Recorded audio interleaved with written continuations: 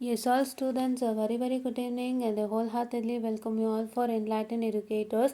And ಭಾಳಷ್ಟು ಜನಕ್ಕೆ confusions ದೊಡ್ಡ ಕನ್ಫ್ಯೂಷನ್ಸ್ ಏನಪ್ಪ ಅಂದರೆ ನಾವು ಇವಾಗ 7th ಸೆಮ್ ಎಕ್ಸಾಮ್ ನಮಗೆ ಪೋಸ್ಟ್ಪೋನ್ ಆಗಿದೆಯಾ, ರೆಗ್ಯುಲರ್ ಸ್ಟೂಡೆಂಟ್ಸ್ಗೇನೋ ಕ್ವಶನ್ ಇದೆ. ಸೊ ಅದಕ್ಕೆ ಕ್ಲಾರಿಟಿ ಕೊಡ್ತಾ ಇದ್ದೀನಿ. ಮತ್ತೊಮ್ಮೆ ರೀಪೋಸ್ಟ್ಪೋನ್ ಆಗಿದೆ. ಕರೆಕ್ಟ್ ಟೈಮ್ ಟೇಬಲನ್ನು ನಾನು ತೋರಿಸ್ಕೊಡ್ತೀನಿ, ಓಕೆನಾ. ಮತ್ತೊಮ್ಮೆ ರೀಪೋಸ್ಟ್ಪೋನ್ಮೆಂಟ್ ಆಗಿದೆ. ನಾನು ಲಾಸ್ಟ್ ವಿಡಿಯೋ ಮಾಡಿರೋದಕ್ಕೂ ಈಗೂ ಒಂದು ಟೂ ಡೇಸ್ ವ್ಯತ್ಯಾಸ ಬರ್ತಾ ಇದೆ. ಸೊ ನೋಡೋಣ ಏನು ಅಂತ, ಆಯಿತಾ. ಸೊ ಇಲ್ಲಿ ಬಂದು ಏನಾಗ್ತಿದೆಪ್ಪ ಅಂತ ಹೇಳಿದರೆ, ಇಲ್ಲಿ ನೋಡ್ತಾ ಇರ್ಬೋದಾಗಿರುತ್ತೆ BEC 701. ಎಸ್, ಹಾಂ, ಇಲ್ಲಿ ನೋಡ್ತಾ ಇರ್ಬೋದಾಗಿರುತ್ತೆ B701. ನಾವು ಎಲೆಕ್ಟ್ರಾನಿಕ್ಸ್ ಆ್ಯಂಡ್ ಕಮ್ಯುನಿಕೇಷನಲ್ಲಿ ಅದೇ ಬರುತ್ತೆ. Very sorry. B701 ಬಂದು ನಿಮ್ಗೆ ಇದ್ದಿದ್ದು 10/1/2026 2 PM to 5 PM. ಅದು ಹೋಗಿ 14/1/2026 2 PM to 5 PM ಆಗಿದೆ. ಸೊ ನಾವು ಫಸ್ಟ್ ಮಾಡಿದಾಗ 10, 12, 14 ಇತ್ತು. ಈಗ 14, 16, 19 ಆಗಿದೆ. ನೋಡ್ಕೊಳ್ಳಿ, 10, 12, 14 ಆಗಿತ್ತು.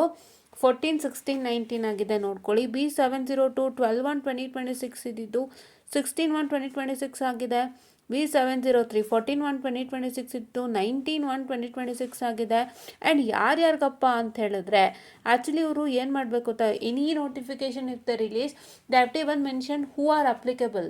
ಬಿಕಾಸ್ ತುಂಬ ಜನ ಕನ್ಫ್ಯೂಷನ್ ಮಾಡ್ಕೋತಾರೆ. ಕಾಲೇಜಲ್ಲೂ ಯಾವ ಸುಟ್ಟಿಸ್ತಾರೆ, ಹಿಂಸೆ ಮಾಡ್ತಾರೆ. ಏನು ಗೊತ್ತಾ, if any circular is produced, that circular obviously should be communicated properly to the colleges ಅಲ್ವಾ. In the colleges, not to the ಕಾಲೇಜಸ್ಗೇನು ಈ ಸರ್ಕ್ಯುಲರ್ ಪ್ರಿಂಟ್ ಹಾಕಿ ಕಳಿಸ್ಬಿಡ್ತಾರೆ ಅಲ್ವಾ, ಅಥವಾ ವಿಡಿಯೋ ಕಡೆಯಿಂದನೂ ಮೇಲ್ ಹೋಗುತ್ತೆ. ಈ ಥರ ಕಾಲೇಜಸ್ಸಲ್ಲಿ ಆಬ್ವಿಯಸ್ಲಿ ಸರ್ಕ್ಯುಲರ್ಗಳು ಪ್ರಿಂಟ್ ಇರುತ್ತೆ. ನಿಮ್ಮ ಕೈಗೆ ಮೆಟೀರಿಯಲ್ ಪ್ರಿಂಟ್ ಇದ್ರೇನು ಹ್ಯಾವ್ ಟು ಅಂಡರ್ಸ್ಟ್ಯಾಂಡ್ ಅಲ್ವಾ.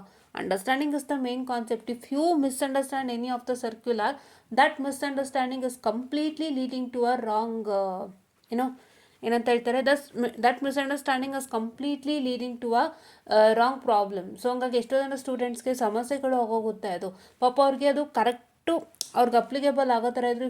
ಇನ್ case you say that this is not for you are this is not like that ಅಂತ, so that student might face a problem. It's nothing, correct, it's nothing, it's obviously they face the problem. So ಹಾಗಾಗಿ ಅದು ಒಂದು neat clarity ಕೊಟ್ಟುಬಿಟ್ರೆ ವಿಟಿಯುನವರೇ ಯಾರೂ ಮಾತಾಡಲ್ಲ. So ಆ clarity ಇಲ್ಲಿದೆ. ಯಾರಿಗಿದೆ ಇದು? This above 7th semester time table is applicable for regular students of 7th semester and 5th semester students who are registered under scheme B option and students falling under extraordinary category. Extraordinary category ಏನು ನನಗೆ ಗೊತ್ತಿಲ್ಲ, ಮತ್ತು ಕೇಳಬೇಡ್ರಿ. ಈಗ ಇರೋದು scheme A, scheme B ನೀವು ಮಾಡ್ಕೊಳ್ಳಿ. Scheme B ಅಂತ ಹೇಳಿದ್ರೆ 1 ವರ್ಷ ಇಂಟರ್ನ್ಶಿಪ್ಪನ್ನು ತೊಗೊಂಡಿರ್ತಾರೆ and they take some of the subjects in the 7th semester 6th sem itself. 6th ಸೆಮ್ಮಲ್ಲಿ ಒಂದೆರಡು ಸಬ್ಜೆಕ್ಟ್ 7th ಸೆಮ್ಮಲ್ಲಿ ಮಾಡ್ಕೊಂಡಿರ್ತಾರೆ. ಮತ್ತು ಇಲ್ಲಿ ಉಳಿಯೋ ಅಂಥದ್ದನ್ನು ಒಂದಿಷ್ಟು 7th ಸೆಮ್ಮಲ್ಲಿ ಮಾಡ್ಕೊತಾರೆ. ಈ ರೀತಿಯಾದಂಥ ಮಕ್ಕಳು ಇರ್ತಾರೆ ಸ್ಕೀಮ್ ಬಿನಲ್ಲಿ. ಸ್ಕೀಮ್ ಎ ಬಂದು ನಾರ್ಮಲ್ ರೆಗ್ಯುಲರ್ ಬ್ಯಾಚ್ ಸ್ಟೂಡೆಂಟ್ಸ್, ಅವ್ರಿಗೆ ನಾರ್ಮಲ್ 3 ಒಂದು ಏನಂತ ಹೇಳ್ತಾರೆ 3 ಮಂತ್ ಇಂಟರ್ನ್ಶಿಪ್ ಇರುತ್ತೆ. ಸೊ ಇದು ನಾನು ಏನಕ್ಕೆ ಹೇಳ್ತಾ ಇದ್ದೀನಿ, ಇದು ಬಂದು ಅಂತ ಹೇಳಿದ್ರೆ ತುಂಬ ಜನ ಇದು ಮಾಡ್ತೀರಾ. ನೆಕ್ಸ್ಟ್ ತುಂಬ ಜನ ಏನು ಮಾಡ್ತೀರಪ್ಪ ಅಂತ ಹೇಳಿದ್ರೆ ಸ್ಕೀಮ್ ಎ ಮತ್ತು ಸ್ಕೀಮ್ ಬಿ ಏನು ಅಂತ ಕೇಳ್ತೀರಾ. ಆಲ್ರೆಡಿ ಒಬ್ರು ಕೇಳಿದ್ರು ಕೂಡ. ಸೊ ಹಂಗಾಗಿ ಅವ್ರಿಗೆ ಹೇಳ್ತಿದ್ದೀನಿ, ಇದು ಸ್ಕೀಮ್ ಎ ಮತ್ತು ಸ್ಕೀಮ್ ಬಿ. ಸೊ ದಯವಿಟ್ಟು please to make sure that you know what scheme A and scheme B. ಇಷ್ಟು ಮಟ್ಟದ ಬೇಸಿಕ್ಸ್ ಇರಲಿ ಸಾಕು. ಆ್ಯಂಡ್ ಇವಾಗ ಈ ಟೈಮ್ ಟೇಬಲ್ ಬಂದು ಇಷ್ಟು ಜನಕ್ಕೆ ಅಪ್ಲಿಕೇಬಲ್ ಆಗಿದೆ. ಸೊ ದಯವಿಟ್ಟು ನೀವೆಲ್ಲ ಯೂಸ್ ಮಾಡ್ಕೊಳ್ಳಿ. ಬೇಗ ನೀವು ನಿಮ್ಮ ಟೈಮಿಗೆ ಏನು ಕೊಟ್ಟಿದ್ದಾರೆ ಅದರಲ್ಲಿ ನಿಮಗೆ ಲ್ಯಾಬ್ ಎಕ್ಸಾಮ್ ಮಾಡ್ತಾರ ನೋಡ್ಕೊಳ್ಳಿ. ಮೋಸ್ಟ್ಲಿ ಅದರದ್ದೇನೋ ಗೊತ್ತಿಲ್ಲ. ನಿಮ್ಗೆ ಏನಾದ್ರು ಲ್ಯಾಬ್ ಇತ್ತು ಅಂದರೆ ಈ ಟೈಮಲ್ಲಿ ಮಾಡಿದ್ರು, ಇಲ್ಲ ಏನು ಮಾಡಲ್ಲ ಖಾಲಿ ಬಿಡ್ತಾರೆ ಅಂದರೆ ಆದಷ್ಟು ಓದ್ಕೊಳ್ಳಿ. ಎಸ್ಪೆಷಲಿ ಎನ್ ಸಿ ಮಕ್ಕಳಿಗೆ ಸರಿಯಾಗಿ ತೆಗ್ಲಾಕ್ಸಿದ್ದಾನೆ ಈ ಸಲ. M&A ಕೊಟ್ಟಿದ್ದಾನೆ, CN ಕೊಟ್ಟಿದ್ದಾನೆ. CN ನಿಮಗೆ ಥಿಯರಿ ಹೌದು ಒಪ್ಕೋತೀನಿ, but questions are hell lot of questions and hell lot of topic. ನಿಮ್ಗೆ ಯಾವ ಟಾಪಿಕಿಂದ ಏನು ಕ್ವಶನ್ ಬರುತ್ತೆ 200% ಗೊತ್ತಾಗಲ್ಲ. CNಲ್ಲಂತೂ ನೀವು ಹಳೆ ವರ್ಷದ ಕ್ವಶನ್ ಪೇಪರ್ ರೆಫರ್ ಮಾಡಿದ್ರು ಕೂಡ ಎಲ್ಲೆಲ್ಲಿಂದ ಟಾಪಿಕ್ಸ್ ಕೊಟ್ಟಿರ್ತಾರೆ ಅಂತ ಚೆಕ್ ಮಾಡಿದ್ರೆ ನಿಮಗೆ remaining topics will be a lot from a unit are from a module. ಅದಕ್ಕೆ ದಯವಿಟ್ಟು CN ಮತ್ತು M&Aಗೆ ತುಂಬ ಕಾನ್ಸಂಟ್ರೇಷನನ್ನು ಕೊಡಿ. ವೈರ್ಲೆಸ್ ಕೂಡ ನಿಮಗೆ ಡಿರೈವೇಷನ್ಸ್ ಇದೆ ಅನ್ನೋದು ಗೊತ್ತು, ಬಟ್ ವೈರ್ಲೆಸ್ ಏನು ಅಂತಂದರೆ ವೈರ್ಲೆಸ್ ಇತ್ತು ಒಂದಿಷ್ಟು ಜನಕ್ಕೆ. Even we also had wireless in ನಿಮ್ಟೆಕ್. ಸೊ ನಾನು ವೈರ್ಲೆಸ್ ಸಿಲೆಬಸ್ ಚೆಕ್ ಮಾಡಿ ಹೇಳ್ತೀನಿ ಏನೇನು ಬರುತ್ತೆ ಏನೇನು ಬರಲ್ಲ ವೈರ್ಲೆಸ್ಸು ಅಂತ ಒಂದ್ಸಲ ನೋಡ್ತೀನಿ ನಾನು. ಸೊ ವೈರ್ಲೆಸ್ ಕಮ್ಯುನಿಕೇಷನ್ ಬಂದು ಚೆಕ್ ಮಾಡ್ತೀನಿ ನಾನು. ಅದು 18 ಮಕ್ಳಿಗೂ ಇತ್ತು. ಸೊ ನಾನು ಎಲ್ಲ ಸಿಲೆಬಸ್ಸು ವೇರಿಯೇಷನ್ ಮಾಡಿ ಒಂದಿನ ಮಾಡ್ತೀನಿ. ವೈರ್ಲೆಸ್ಸು ಕೂಡ ಮಾಡೋಣ, ಮಕ್ಳಿಗೆ ಹೆಂಗೋ ಎಕ್ಸಾಮ್ ಟೈಮ್ ಇದೆ ಅಲ್ವಾ, ಮಾಡೋಣ. ಮಾಡಿಬಿಟ್ಟು ವೈರ್ಲೆಸ್ ಏನಿದೆ ಅಂತ ನಾನು ಇನ್ಫಾರ್ಮೇಷನನ್ನು ಕೊಡ್ತೀನಿ, ಓಕೆನಾ. ಇಲ್ಲಿ ಆ್ಯಕ್ಚುಲಿ ಒಂದು 3 ಸಬ್ಜೆಕ್ಟ್ ಮೆನ್ಷನ್ ಮಾಡಿದ್ದಾರೆ, ಎಲೆಕ್ಟಿವ್ ಯಾವ ಕಾರಣಕ್ಕೂ ಮೆನ್ಷನ್ ಮಾಡಿಲ್ಲ. ಸೊ ನಿಮ್ಮ ಎಲೆಕ್ಟಿವ್ ಎಕ್ಸಾಮ್ಸ್ ಯಾವ್ದಾದ್ರು ಎಲೆಕ್ಟಿವ್ ತೊಗೊಂಡಿದ್ದೀರಾ ಅಂದರೆ ಅದು ನಡೆಯೋ ಟೈಮ್ಗೆ ನಡೆಯುತ್ತೆ, ಅದನ್ನ ಜ್ಞಾಪನದಲ್ಲಿ ಇಟ್ಕೊಳ್ಳಿ, ಆಯಿತಾ. ಬಿಕಾಸ್ ಇಲ್ಲಿ ಅವ್ರು ಎಲೆಕ್ಟಿವ್ಗೆ ಯಾವುದೇ ಥರವಾದ ಒಂದು ಚೇಂಜಸನ್ನು ಕೊಟ್ಟಿಲ್ಲ, ಇದು ಗಮನದಲ್ಲಿ ಇಟ್ಕೊಳ್ಳಿ ಎಲ್ಲರೂ. No changes given for elective. So I kindly request you all to practise elective according to time table only. ಏನು ಟೈಮ್ ಟೇಬಲ್ ಇಟ್ಟಿದ್ದಾನೆ ಎಲೆಕ್ಟಿವು ಅದೇ ಟೈಮ್ಗೆ ಎಕ್ಸಾಮ್ ನಡೆಯುತ್ತೆ, ಎಲೆಕ್ಟಿವ್ದಂತೂ ಚೇಂಜ್ ಆಗಿಲ್ಲ, ಆಯಿತಾ. ಸೊ ಹಂಗಾಗಿ ನಿಮ್ಮ ಎಲೆಕ್ಟಿವ್ ಆದಿದೆ, ಅದ್ರ ಪ್ರಕಾರ ವರ್ಕ್ ಮಾಡ್ಕೊಳ್ಳಿ. ನಾನು ಏನಿದೆ ಅದು ಚೆಕ್ ಮಾಡಿ ಖಂಡಿತ ವೀಡಿಯೋನ ಮಾಡ್ತೀನಿ ವೈರ್ಲೆಸ್ಸಿಗೆ, ನಾಳೆ ಅಷ್ಟೆಲ್ಲ ಮಾಡೋಣ, ನೋಡೋಣ, ಓಕೆ. ಸೊ ಮಾಡ್ತೀನಿ. ಸೊ ಏನಪ್ಪ ಅಂತ ಹೇಳಿದ್ರೆ, ನೀವು M&Aಗೆ ಮತ್ತು CNಗೆ ಹೆಚ್ಚಿನ ಒತ್ತು ಕೊಡಿ. CN ಅಂತೂ ಚೆನ್ನಾಗಿ ಪ್ರಾಕ್ಟೀಸ್ ಮಾಡಿ, ಬಿಕಾಸ್ CNಗೆ ತುಂಬ ಕಂಟೆಂಟು ಜಾಸ್ತಿ ಪ್ಲಸ್ ಸಿಲೆಬಸ್ಸು ಜಾಸ್ತಿ. ಒಂದು ಟಾಪಿಕಲ್ಲಿ ನಿಮಗೆ 10 ಸೆಕ್ಷನ್ಸ್ ಇರುತ್ತೆ. Topic 1 it will bit is 1.110 ಆ ಥರ ಇರುತ್ತೆ.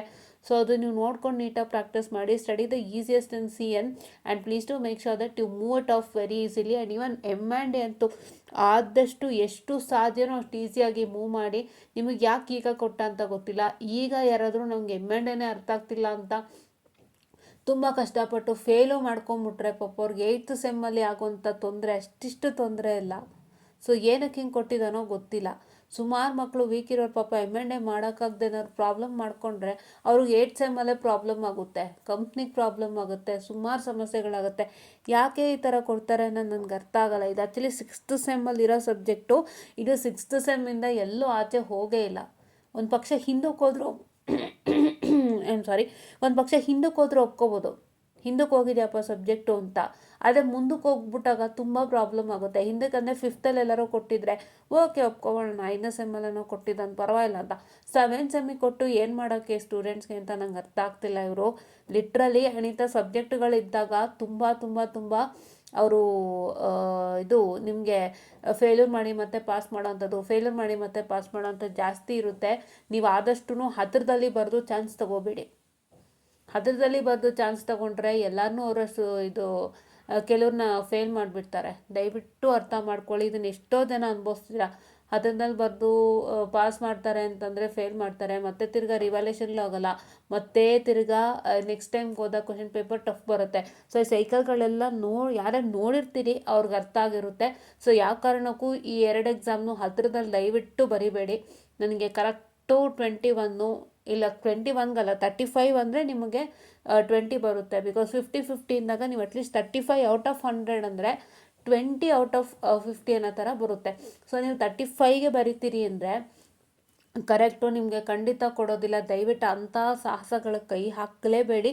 7th ಸೆಮ್ಮಲ್ಲಿದ್ದೀರಾ, ನೆಕ್ಸ್ಟು ನಿಮ್ಗೆ ಯಾವ್ದಾದ್ರು ಕಂಪ್ನಿಲಿ ಪ್ಲೇಸ್ಮೆಂಟ್ ಆಗಿತ್ತು ಅಂತಂದರೆ ನೀವೀಗ ಹಾಳು ಮಾಡ್ಕೊಳ್ಳೋ ಟೈಮು ಅಲ್ಲ. ಅಥವಾ ಇನ್ನು ನೆಕ್ಸ್ಟ್ ಯಾವ್ದಾದ್ರು ಕಂಪ್ನಿ ನನಗೆ ಆಗಬೇಕು ಮಮ್ಮಿನೂ ಪ್ಲೇಸ್ಮೆಂಟ್ಸ್ ಆಗ್ತಿಲ್ಲ ಅಂದರೆ ಈ ಟೈಮಲ್ಲೂ ನೀವು ಹಾಳು ಮಾಡ್ಕೊಳ್ಳೋಂಥ ಟೈಮಲ್ಲ. ಬೇಕು ಅಂತ ಇಟ್ಟಿದ್ದಾನೆ, ಬೋನೊಳಗೆ ಬೀಳ್ಸೋಕ್ಕಿಟ್ಟಿರೋದು, ನೀವು ಬೋನೊಳಗೆ ಬೀಳಬೇಡಿ. ಆರಾಮಕ್ಕೆ ನೀಟಾಗಿ ಎಕ್ಸಾಮ್ನ ಚೆನ್ನಾಗಿ ಬರೆದು ಕ್ಲಿಯರ್ ಮಾಡ್ಕೊಳ್ಳಿ. ಇದಿಷ್ಟೇ ನನ್ನ ಆಶಯ, ಆಯಿತಾ. Will you do that? Okay. So ಇದನ್ನು ಮಾಡ್ತೀರಾ ಅಂತ ನಾನು ನಂಬಿದ್ದೀನಿ. ಯಾಕೆಂದರೆ ಇಟ್ಸ್ ಎಚ್ಚರಿಕೆ ಕೊಡ್ತಾ ಇರೋದು ನಾನು. ಅಷ್ಟು ಇದನ್ನು ಹಾಕ್ಕೊಂತ ಸಬ್ಜೆಕ್ಟೇ ಎಲ್ಲ M&Aನ ಇವಾಗ, ಬಟ್ ಹಾಕಿದ್ದಾರೆ. ನನಗೆ ಬೇಜಾರಾಗೋಯ್ತು. ನಾನು ಫಸ್ಟು ನಿಮ್ಗೆ ಇಲ್ಲ ಅಂದಾಗಲೇ ಖುಷಿ ಆಯಿತು, ಬಟ್ ಯಾವಾಗ ಇಲ್ಲಿ ಹಾಕಿದ್ದಾರೆ ಅಂತ ಗೊತ್ತಾಯಿತು, ತುಂಬ ತುಂಬ ಬೇಜಾರಾಯಿತು. ಸೊ ದಯವಿಟ್ಟು don't get into the bone easily. Please to bone ಹತ್ರನೂ ಸುಳಿಬೇಡಿ, ಹತ್ತಿರದಲ್ಲೂ ಬರಿಬೇಡಿ. ತುಂಬ ಬೇಗ ತುಂಬ ಈಸಿಯಾಗಿ ಅಟ್ಲೀಸ್ಟ್ ಒಂದು 60ಗೆ ಬರೋದು ಕರೆಕ್ಟಾಗಿ ಬರೆದು ಕ್ಲಿಯರ್ ಮಾಡ್ಕೊಳ್ಳಿ. ಎಲ್ಲ ಟೀಚರ್ಸ್ ಹತ್ರ ಗೈಡೆನ್ಸ್ ತೊಗೊಳ್ಳಿ. ನಾನು ಹೇಳ್ದೆ ಅಲ್ವಾ, M&A we had a corona pass, we were during corona batch. So ಹಂಗಾಗಿ ಏನಿದೆ ಎಲ್ಲನೂ ಕರೆಕ್ಟಾಗಿ ಕ್ಲಿಯರಾಗಿ ಪ್ಲಾನ್ ಔಟ್ ಮಾಡಿಕೊಂಡು M&Aನ ಮಾಡ್ಕೊಳ್ಳಿ. Don't get into any problem ಅಂತ ಹೇಳ್ತಾ, I just want of the sessional students hope you got it. ಯಾರಿಗೂ ಅಪ್ಲಿಕೇಬಲ್ ಇದೆ ಅಂತ ಮತ್ತೆ ಕನ್ಫ್ಯೂಷನ್ ಮಾಡ್ಕೊಂಡು ಕೇಳಬೇಡಿ. ಸರ್ಕ್ಯುಲರಲ್ಲಿ ನೀಟಾಗಿ ಅದರಲ್ಲೂ ಬ್ಲ್ಯಾಕ್ ಹೈಲೈಟ್ ಮಾಡಿ ಹಾಕಿದ್ದಾರೆ.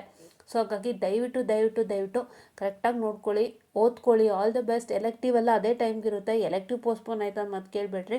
ಎಲೆಕ್ಟಿವ್ಗೆ ಏನೂ ಕೊಟ್ಟಿಲ್ಲದ ಕಾರಣ ಸ್ವಲ್ಪ ನೆನಪಲ್ಲಿ ಇಟ್ಕೊಳ್ಳಿ ಅಂತ ಹೇಳ್ತಾ, I just want of the sessional students. Thank you.